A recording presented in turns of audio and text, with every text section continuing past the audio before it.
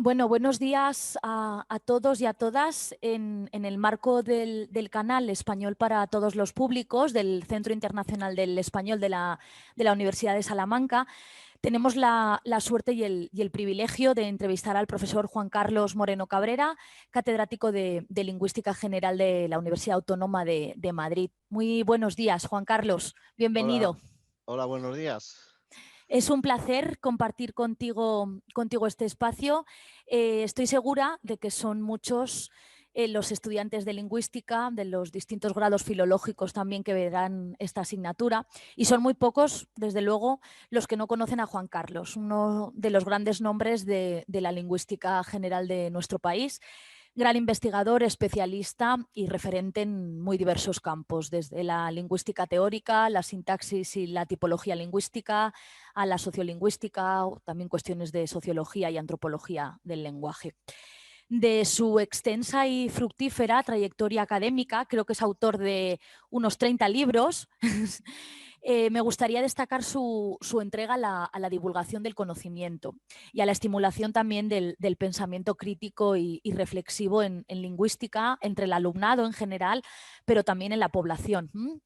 Juan Carlos encarna, a mi modo de ver, muy bien la responsabilidad social del científico y su activismo en la lucha contra los prejuicios lingüísticos y el supremacismo. Y en la defensa también de la dignidad e igualdad de todas las lenguas orales y signadas. A estas últimas, a las lenguas de signos, sin duda también ha dedicado mucha atención a lo largo de su carrera. La dignidad e igualdad de las lenguas se titula precisamente uno de los libros que utilizamos mucho en nuestras clases de lingüística. El profesor Moreno Cabrera es, de hecho, miembro desde 2014 del Comité Académico Internacional de la Cátedra UNESCO de Diversidad Lingüística y Cultural. A este respecto, Juan Carlos, me gustaría preguntarte por qué crees que hacen falta todavía tantos esfuerzos por desbancar mitos lingüísticos sobre la perfección, la complejidad de unas lenguas frente a otras. ¿Superaremos, crees, pronto ese mito de Babel y seremos las sociedades, sobre todo occidentales, ¿no?, más conscientes de que el multilingüismo es la norma en la mayor parte de regiones del planeta y que debemos considerarlo un bien común al servicio de la humanidad? Pues sí, en efecto, esto de que el multilingüismo es lo normal, pues Mm. debe ser puesto de manifiesto porque en muchísimas sociedades actuales, no industrializadas, sino comunidades de cazadores-recolectores y de agricultores y ganaderos, en muchísimos sitios del mundo pues existe este multilingüismo. Es decir, es muy frecuente, por ejemplo, que en Camerún pues un niño Eso pueda es. manejarse en 3 o 4 lenguas, que tienen que ver con sus padres, con sus tíos, con sus familiares, y esto es lo normal en muchos sitios del mundo. Sin embargo, en las sociedades occidentalizadas, en las sociedades industrializadas, esto no es tan frecuente. No es frecuente encontrar un niño francés, un niño español, un niño inglés que hable 3 o 4 idiomas de forma más o menos natural. Esto no es habitual. ¿Y por qué no es habitual? Pues yo creo que, entre otras razones, es por la estructura, por un tipo de estructura educativa, por un tipo de organización social que es consustancial a las sociedades industrializadas que, digamos, no potencia esta capacidad natural que todos tenemos para ser competentes o por lo menos entender varias lenguas, cosa que sí ocurre, ya digo, en muchas comunidades que son actuales. Lo que pasa es que obedecen a comunidades pequeñas que están en sitios en los que no ha llegado toda, ha llegado en parte, pero no ha llegado toda la sociedad industrializada moderna.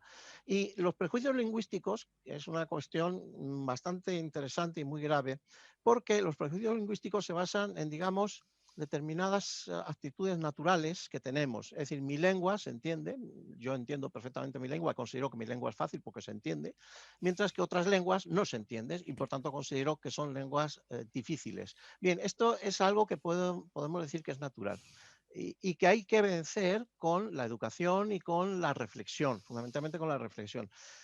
Sin embargo, en las instituciones educativas y culturales muchas veces se dan una serie de normas o una serie de ideas que afianzan y sirven para afianzar estos prejuicios naturales. Y entonces aquí hay un problema muy grave porque ya digo que existen muchas actitudes académicas, incluso de especialistas, de personas Ujú. especialistas, que lo que hacen es, aprovechando estos prejuicios naturales, los potencian. Si quieres puedo poner un ejemplo concreto para que se sepa de lo que estoy hablando. Puedo poner un ejemplo concreto, si te parece bien. Sí, sí. Por ejemplo, se dice que el español tiene 5 vocales. Mm. Entonces, bueno, pues como otras lenguas romances tienen más vocales, pues resulta que el español es más fácil, ¿no? Y entonces, algunas personas de relevancia académica, incluso algunas instituciones, pues manifiestan que esto es así. Claro, esto se utiliza porque las personas hispanohablantes son conscientes de que tenemos 5 vocales y si están alfabetizadas, sin más, es Más. así. Sin embargo, no tenemos conciencia de cuántos modelos de conjugación irregular hay. Si yo le pregunto a una persona hispanohablante, por muy culta que no sea gramático o gramática, y le pregunto cuántas conjunciones irregulares hay en la lengua española, bueno, pues si consultamos la nueva gramática de la Real Academia Española, hay 66 modelos de conjugación. Como hay más de 1000, por lo menos la Academia enuncia o enumera más de 1000 verbos irregulares, esto quiere decir que hay potencialmente 66.000 maneras distintas de conjugar cada verbo, pero claro, solo una de ellas es la correcta. Correcta. Por tanto, se reduce a 6.600, con lo cual hay más de 50.000 posibilidades que son erróneas. Bien, esto supone una enorme dificultad para cualquier persona que quiera aprender el español. También esto vale para el catalán, para el francés, para el portugués, para el italiano, no lo mismo. Y Ujú. esto no se habla, porque claro, como la gente no tiene conciencia de esto, pues en vez de decirle usted, el español es muy, por ejemplo, el verbo español y románico en general Ujú. es mucho más complicado que el vasco, por ejemplo. Y sin Mm. embargo, el que tiene la fama de ser una lengua dificilísima morfológicamente Te- es el vasco, Es el por ejemplo. vasco. Muy bien, sí, efectivamente. En varios de tus libros también de ensayos has hablado de la importancia de este plurilingüismo pasivo, ¿no? Del que también comentabas, de cómo los seres humanos que poseemos lenguas nativas diferentes somos capaces de entendernos gracias a actitudes también positivas y a estrategias comunicativas que fomentan el entendimiento. ¿Por qué no se enseña particularmente en España a entender lenguas, ¿no? ¿Cómo se puede incentivar más el multilingüismo en las aulas? Sí, nosotros tenemos de manera natural, por decirlo de alguna manera, una capacidad de entender formas de hablar que no son la que hemos adquirido de pequeños. Ujú. Esa es una capacidad que nos permite entender dialectos o variedades de nuestra lengua diferentes. Y todos tenemos esa capacidad.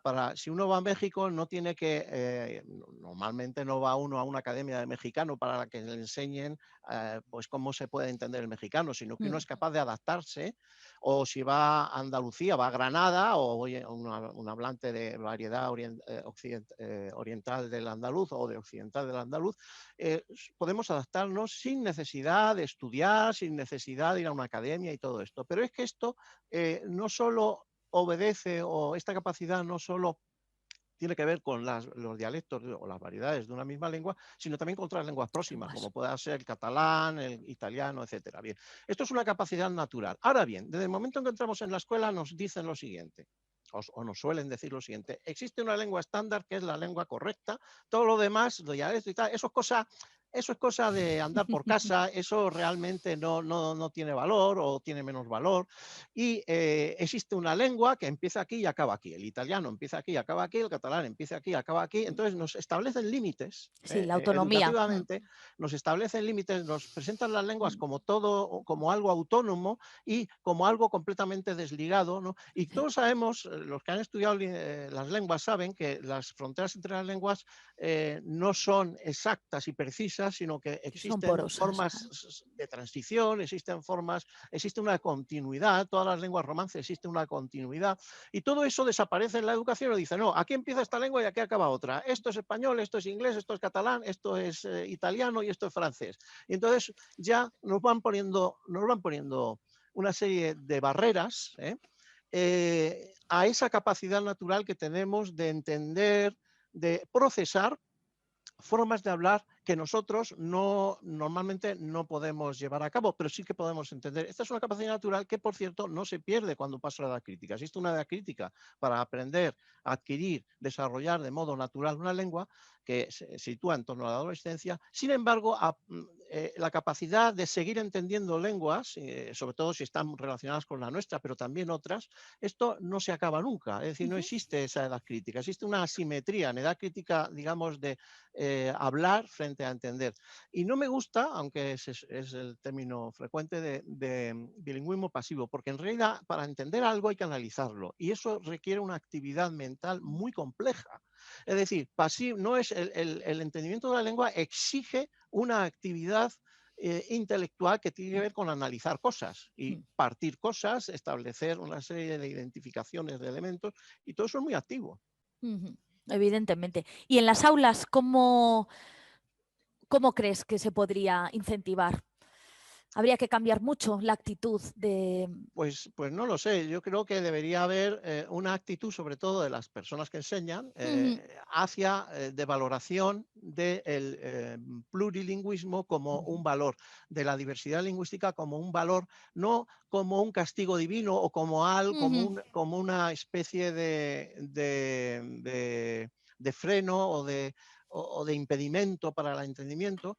Pero claro, aquí Eso se es. parte de muchas ideas. Por ejemplo, Sí. una idea que es un mito y es que para entendernos todos tenemos que hablar la misma lengua y Ujú. a ser posible el mismo dialecto de la misma lengua. Evidentemente, si la humanidad hubiera funcionado así, la humanidad no habría avanzado nada. Es evidente que es así. Es evidente que esto no es verdad. Para entendernos no necesitamos hablar exactamente la misma lengua, ni siquiera Guau. el mismo dialecto de la misma lengua. Y esto es Ujú. muy importante. Eso es.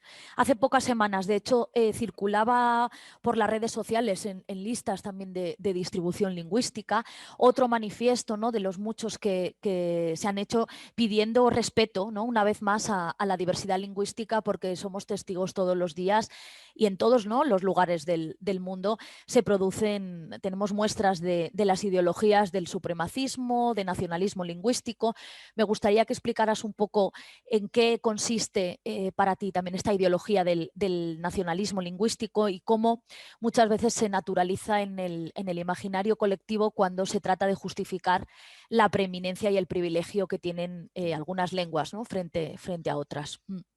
Sí, bueno, existe toda una ideología, es decir, las lenguas las expanden las personas y los hablantes y las comunidades, no se expanden ellas solas, sino que se expanden a través de una serie de procesos sociales de muy diverso tipo. Puede ser el colonialismo, el imperialismo, yo qué sé, muchísimos procesos, las emigraciones, la inmigración en masa, es decir, todo el movimiento de lenguas que ha habido durante toda la historia de la Historia. humanidad se basa en las emigraciones y se basa en bueno, pues, las relaciones sociales que se establecen o las relaciones que se establecen en determinadas comunidades que tienen que ver con supremacía militar, supremacía demográfica, es decir, con una serie de elementos que son sociales, que son históricos y que son los que explican por qué unas lenguas se han expandido y otras se han visto restringidas en su uso, incluso en su ámbito. Pero luego existe una ideología que consiste en intentar justificar esos procesos, esa expansión de esas lenguas, esa imposición o esa ampliación del uso de esas lenguas basado en propiedades intrínsecas de esas lenguas. Es decir, que esta lengua es más sencilla, esta Más lengua es sencilla. más hábil, esta lengua es... Entonces, existe toda una ideología que se ve en el nacionalismo lingüístico español, por ejemplo, y también en otros, en la cual se dice, no, no, es que el español se expandió porque tenía unas propiedades lingüísticas que lo hacían diferente de otras lenguas y más apto para ese tipo de, digamos, desarrollo, ¿no? Y entonces, y por supuesto, a partir de que, además, esos procesos, digamos, que han posibilitado que una lengua superior, mejor, más sencilla, más clara, más precisa, entonces se utilizan todos estos conceptos para intentar encubrir lo que hay detrás, y lo que hay detrás son esos otros procesos sociales a los que me he referido antes. Y todo eso se viste con la ciencia lingüística. Es decir, se utiliza la ciencia lingüística, los conceptos de ciencia lingüística, Ujú. que como hacen los economistas, que tienen conceptos de ciencia económica, a veces matemáticos, claro, las personas que no son especialistas, pues se tienen que creer lo que Ujú. dicen los Claro. economistas porque utilizan una ciencia muy compleja, con unos conceptos muy complejos, y con las personas que se dedican a la lingüística lo mismo. La ciencia lingüística tiene también un corpus de conceptos especializados, y lo que yo denuncio y seguiré denunciando es que se utilicen esos conceptos científicos desarrollados por la lingüística para justificar una serie de situaciones lingüísticas cuyo origen no es lingüístico, sino social Sino e social. histórico. Ujú. Sí, hemos conversado también en varias ocasiones sobre una dicotomía muy importante que está también detrás de todas estas cuestiones, ¿no? Que es la de lengua natural, lengua cultivada, de la que tú te haces eco, ¿no? En muchas de tus publicaciones como instrumento epistemológico. Por ejemplo, On Biology, History and Culture in Human Language, junto al profesor Mendívil, también tratas de esta cuestión, y sabemos bien que en la historia lingüística occidental ha sido central una idea particular de lengua cultivada, ¿no? La idea de estándar, una construcción sociocognitiva muy dependiente de la escrituralidad, muy vinculada a los procesos de construcción de las naciones-estado. ¿Crees, como han apuntado otros lingüistas, que se observan ya signos de un poco de declive de esta cultura lingüística tan renacentista que privilegió a un tipo de variedades cultivadas, en concreto a las estándares? Porque en una época, ¿no?, como la actual, en la que el multilingüismo, la hibridación, la rotura de fronteras nacionales plantea tantos desafíos de análisis también y descripción lingüística, ¿tú crees que observamos ya esos signos de ideologías lingüísticas alternativas no tan hegemónicas entre la población? Bueno, vamos a ver, la dicotomía esta de lengua natural, lengua cultivada, está inspirada directamente en Dante, Dante, claro. de Vulgario y Elocuentia, de Vulgario y Elocuentia, que habla de lengua natural y la lengua, la que llama gramática, él la llamaba gramática, en su época se Mm, llamaba gramática. Luego, por ejemplo, otros autores posteriores, por ejemplo, Antonio Gramsci, distingue entre gramática espontánea y gramática normativa, que eso es es. también la misma dicotomía, ¿no? Mm, Y entonces, ¿por qué he hecho énfasis en el concepto de lengua cultivada? Por una razón muy sencilla, porque muchas veces se ha pensado que la única lengua culta cultivada que existe solo existe en sociedades industrializadas en los que hay lo que se llama lengua estándar, y que estas son las únicas sociedades que han conseguido realmente establecer unos modelos cultos no. normalmente Mm, escritos de lengua. Pero esto es falso. mm, Todas las sociedades humanas, cazadores recolectores, ganaderos y agricultores, sociedades mercantiles, sociedades feudales, todas cultivan las lenguas de una determinada manera, es decir, modifican, son conscientes de su lengua y la modifican de alguna determinada manera con algún determinado fin. Por tanto, lo de que solamente con las lenguas estándares europeas se ha conseguido ese nivel, eso es falso. Es decir, todas falso. las comunidades humanas manipulan conscientemente sus lenguas con determinados fines religiosos, jurídicos, mágicos, rituales, etcétera. En cuanto a lo que dices de que, bueno, existe una ideología, o sea, hay una cosa muy importante, es que las lenguas cultivadas nunca, aunque lo pretendan, pueden sustituir a las A la lenguas lengua naturales. natural. Y cuando una lengua cultivada, una lengua estándar, intenta hablar de modo espontáneo, se produce un proceso que es el de naturalización. Es decir, la lengua se ve sometida a los procesos normales de las lenguas naturales. Por tanto, las lenguas cultivadas, por ejemplo, ya se pretendió en la reforma de Carlomagno de hacer que todo el mundo pronunciara el latín de acuerdo con las reglas de pronunciación latina, en vez de con las reglas vulgares de pronunciación, y esto fracasó la reforma de Carlomagno, y han fracasado y fracasarán todas aquellas reformas que intenten sustituir una lengua culta o cultivada por la lengua estándar, por la lengua Bueno, espontánea, por la lengua natural. Esto es imposible, por una razón, porque la lengua espontánea, estándar, la lengua no estándar, las lenguas vulgares, lo que se llama la lengua del pueblo, está regida por unos principios biológicos que no se pueden de ninguna manera modificar. Y esos principios biológicos tienen que ver con la estructura de la mente humana, del cerebro humano, y con la estructura de nuestros órganos fonadores y con nuestras capacidades de realizar, ya sea oralmente, ya sea por medio manualmente, por las lenguas de señas, el sistema lingüístico. Todo eso tiene unos condicionantes biológicos que son absolutamente imposibles de eliminar y de sobrepasar. Por tanto, jamás se producirá una sustitución de estas lenguas estándares por las lenguas naturales. Y cuando se intenta hacer, lo que hace es que se naturalizan estas lenguas. Por tanto, no es que haya un proceso, lo que sí puede haber son procesos ideológicos que tengan en cuenta este hecho. Es decir, que las lenguas estándares, las lenguas escritas, o la lengua escrita, la llamada lengua culta también, es un modelo que además es parasitario de las lenguas, porque supone, nacen de la elaboración de algunos aspectos de las lenguas naturales, pero no de No todos. de Y todos. en esos en los que no están, yo digo que son parasitarias, estas lenguas son parasitarias, no son vivas, son lenguas que, bueno, se basan en algunas pequeñas modificaciones estas jamás van a sustituir las lenguas. Entonces, claro, dice, no, es que, por ejemplo, lenguas como el inglés, ¿no? O el español se han expandido, tal, no sé qué. Pero claro, lo que se expande no es la lengua estándar. No. Lo que se realiza en el habla real son muchísimas variedades. Es decir, el inglés es probablemente ahora la lengua que más variedades diferentes tiene, porque está extendida por todo el mundo. Tan diferentes que son completamente, mutuamente incomprensibles. Por ejemplo, el talk pissing de Nueva Guinea procede del inglés Inglés, y sin claro. embargo es totalmente incomprensible con el inglés, digamos, que conocemos todos, ¿no? Por ejemplo. Y cómo cambia, ¿no? También se veían muchos artículos últimamente de cómo cambia también una lengua y la estructura de una lengua cuando la gran parte de sus hablantes lo son como segunda lengua, ¿no? También. Esto Claro, claro, claro. tiene por supuesto, Sí, tiene sí, sí. unas En consecuencias. este momento hay más hablantes de Claro, inglés como lengua segunda que hablantes nativos de claro. inglés. Y esto Por tanto, influye. esto quiere decir que existen muchísimas variantes no nativas del inglés, Claro. muchísimas variantes, sobre todo en la parte fonética, fonética fonológica, existen muchísimas variantes y esto es lo que está predominando hoy en día. Y además es que esto es inevitable. Si usted pretende que 100, 200 o 500 o 1000 millones de personas realicen el sistema fonológico vocálico del inglés de 12 vocales, está usted equivocado, no lo va a conseguir nunca, no lo va a conseguir, lo siento, no lo va a conseguir. Desde luego.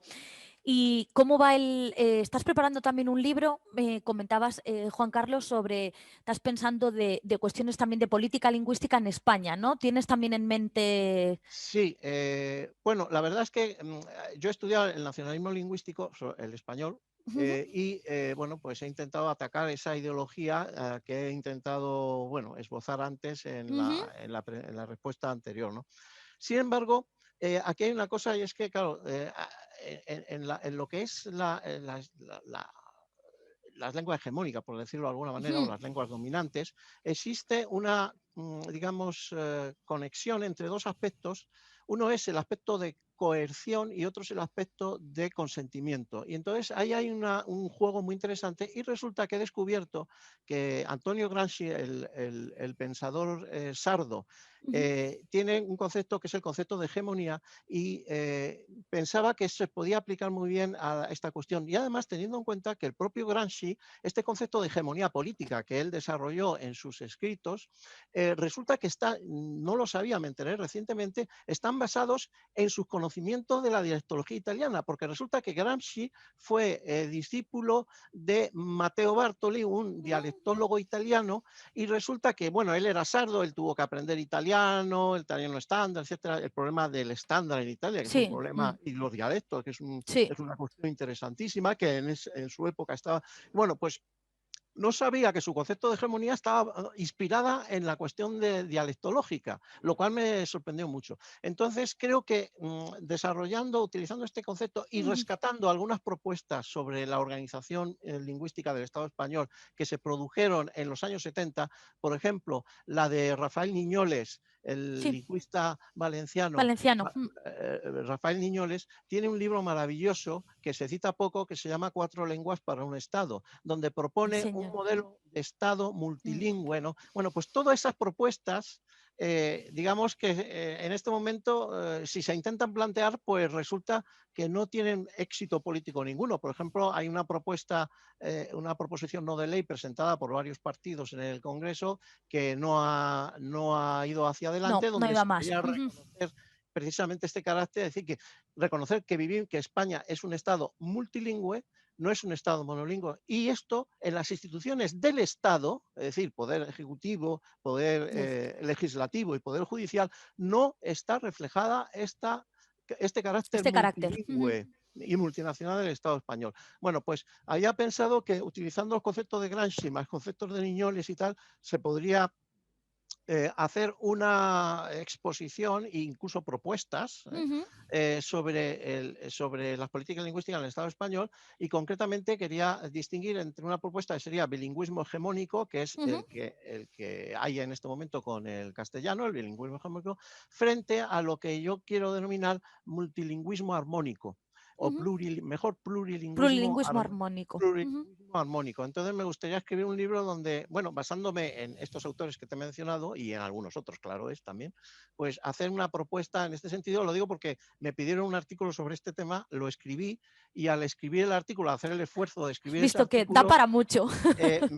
descubrí a Gramsci, que yo lo tengo, bueno, yo había leído a Gramsci de joven, pero vamos, no me había fijado porque claro, los escritos de Gramsci son muy dispersos y ninguno está desarrollado, son todo esbozos y tal, la mayor parte, y entonces no me había fijado, pero bueno, he descubierto a Gramsci, entonces ese descubrimiento, más luego lo de Niñoles y tal, no sé qué, las propuestas de Niñoles que creo que deben ser rescatadas, digo, pues aquí puedo hacer algo, pero no lo tengo escrito todavía. Solo tengo escrito un artículo que me Muy bien. pidieron y que...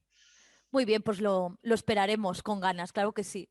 Bueno, y ahora sí que me gustaría también, cambiando un poco de tema, que nos contaras un poco de otra cuestión que te has ocupado mucho en los últimos años. Recuerdo cuando nos vimos en el último Congreso de Lingüística General, y es la iconicidad, ¿no? La iconicidad lingüística, el fonosimbolismo, logosimbolismo.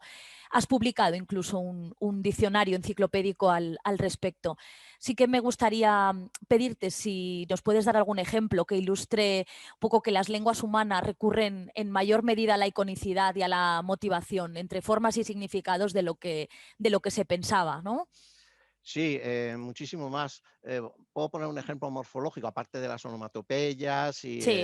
los ideófonos y tal. Puedo poner un ejemplo muy sencillo, es decir, que además resulta que, por ejemplo, en la mayor parte de las lenguas del mundo, o en muchas de ellas, no sé si la mayor parte, porque no conocemos todas con profundidad, pero gran parte de las lenguas del mundo carecen de morfema de plural. Esto es curioso, es decir, las lenguas de Asia no existe un morfema de plural. Nosotros estamos acostumbrados a morfemas de plural y pensamos que todas las lenguas son como las nuestras, las indoeuropeas, que tienen Se lo formas decimos mucho a plurales. los de tercero, a los de Claro, lingüística teórica, dice, esto sí. usted dice que, claro, y resulta que en Asia, que hay unas cuantas lenguas, en Asia hay bastantes lenguas, es una zona de una riqueza lingüística inmensa, inabarcable.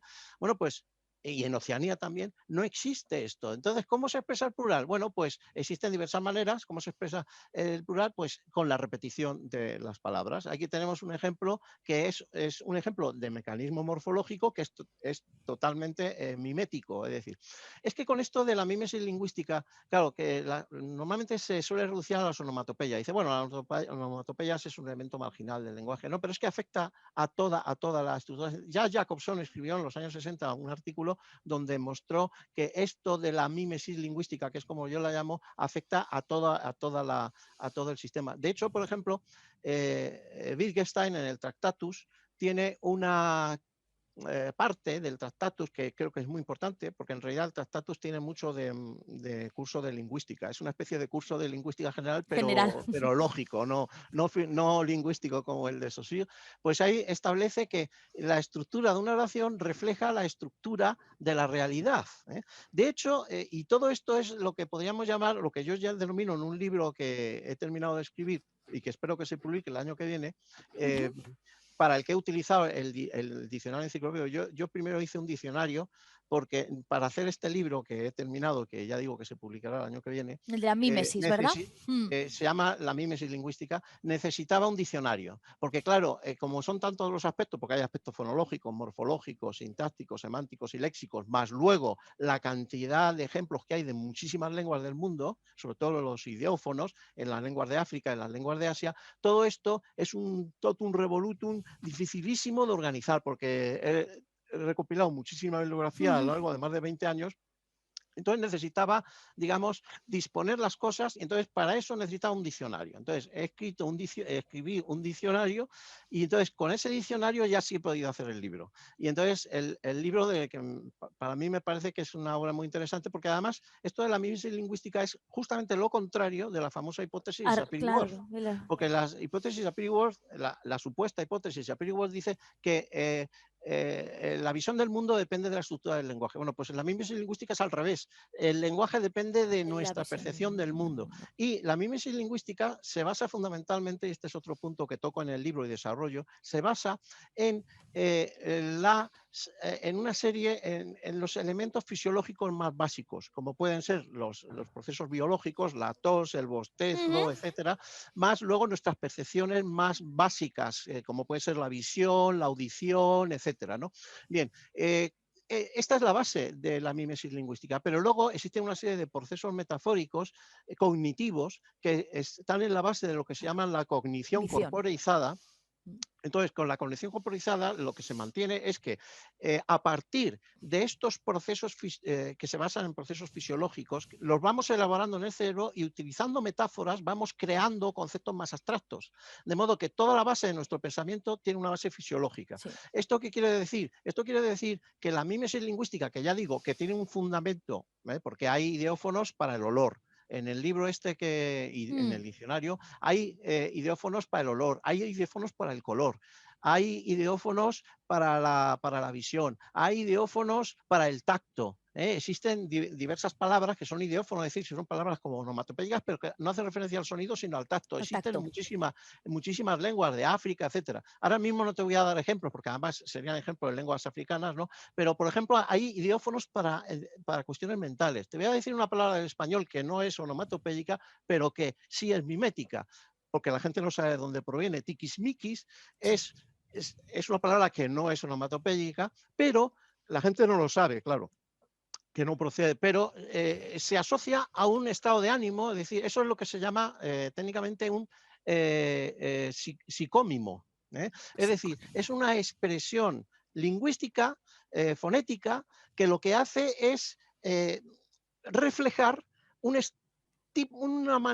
determinada actitud. Mira, es un tiquismiquis, ¿no? Pues esta palabra, que no significa nada, bueno, tiene etimológicamente sí significa, pero para la gente que no sabe de dónde viene, no significa nada. Esto es un ideófono, por ejemplo, clarísimo, ¿no? Y de estos hay muchísimos en español y otras lenguas, ¿no? Y entonces, todo se basa en que reflejamos el mundo a partir de las percepciones que tenemos nosotros del mundo, y a partir de ahí construimos nuestra cognición superior, de conceptos abstractos superiores, ¿no? Y entonces esto es lo que se llama cognición corporizada. Entonces, al escribir el libro este de la mímesis lingüística, pues intento mostrar cómo la mímesis lingüística está en la base no ya solo de toda nuestra cognición, esta mímesis, o se basa, sino que además también está en el origen mismo del lenguaje.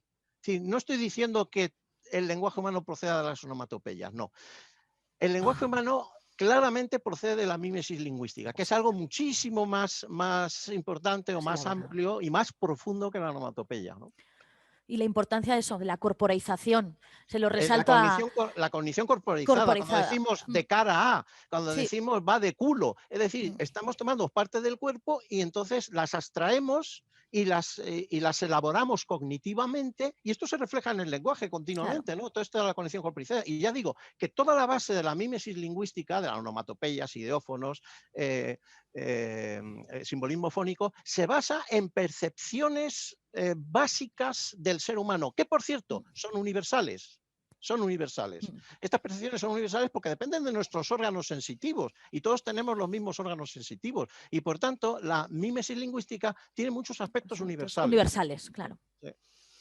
Qué bien, muy interesante. Pues lo veremos pronto. Espero, Espero esté que sí. No, pronto. el libro lo tengo hecho. Lo que pasa es Ya, que, claro, por cuestiones de editoriales, pues, pero claro, vamos, es un libro en el que tengo yo muchísima ilusión, lo he pasado muy bien, he pasado 20 años investigando y creo que es una obra que puede resultar interesantísima claro para que sí, mucha gente, para mucha gente. seguro que sí. Pues bueno, aunque podríamos seguir y seguir, ya está siendo una conversación muy interesante, sin duda. No quiero abusar tampoco de tu tiempo, pero creo que es pregunta obligada la relativa al lenguaje inclusivo. Claro Ujú. está. Tu artículo del 2012 acerca de la discriminación de la mujer y de los lingüistas en la sociedad, reflexiones críticas, creo que sitúa muy bien el foco de la discusión y el debate. Es decir, cuando hablamos de sexismo lingüístico, de invisibilización de la mujer en el discurso, nos situamos en el terreno del uso, de la actuación lingüística. Y, de hecho, la sociolingüística crítica no dice que la gramática, que las reglas internas del sistema sean sexistas, ¿no? No hay ninguna lengua sexista, sino que como muy bien apuntas entre otros autores, somos, ¿no?, los hablantes los que podemos incurrir en usos sexistas. De ahí las recomendaciones de actuación lingüística en contextos concretos, contextos de la lengua cultivada y planificada de las que hablábamos, como nos plantean las guías del lenguaje inclusivo, ¿no? En este sentido, estoy segura de que a todos y a todas nos gustará conocer tu opinión sobre la polémica surgida en torno al uso del morfema E, ¿no? De todes, chiques, al igual que ha habido otras propuestas como la X, la arroba, etcétera, ¿no? Para ese lenguaje más inclusivo que se aleje un poco del binarismo masculino-femenino, ¿no? ¿Crees, Sí. crees que habrá esta extensión de ese todes o chiques en España, como por ejemplo hemos visto en Argentina? Pues no lo sé porque esto es imposible de predecir Ya, porque tiene que ver con las leyes. Bueno, pero aquí lo que pasa es lo siguiente, es decir, esto es lo que para lo que yo uso el término lengua cultivada, que consiste en actuaciones conscientes sobre el conscientes y lenguaje y las hay planificadas. en todos sitios y no se puede evitar que la gente normal y corriente haga intervenciones y propuestas de este tipo. Otra cuestión es si se generalizan o no, porque el cambio lingüístico no está en la innovación personal de una persona o de una institución. El cambio lingüístico está en la generalización de esa Innovaciones. innovación.